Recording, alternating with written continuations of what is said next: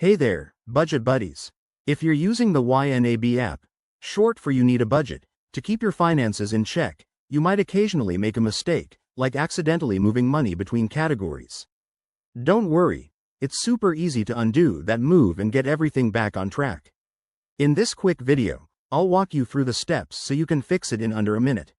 Let's dive right in. First off, a quick refresher. YNAB is all about giving every dollar a job, and moves are basically transfers between your budget categories. If you've messed one up, the undo feature is your best friend. Start by opening the YNAB app on your phone or computer. Make sure you're logged in, easy peasy. Once you're in, head over to the Budget tab. That's where all your categories live. Look for the category where you made the move.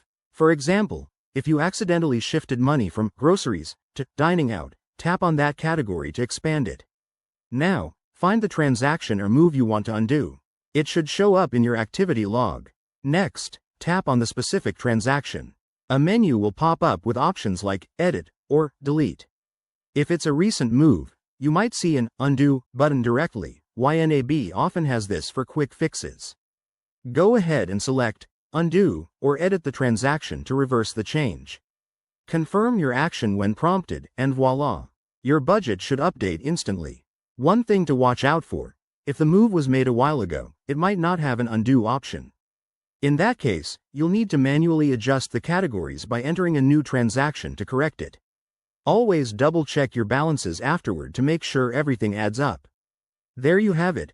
Undoing a move in YNAB is straightforward and keeps your budgeting stress-free.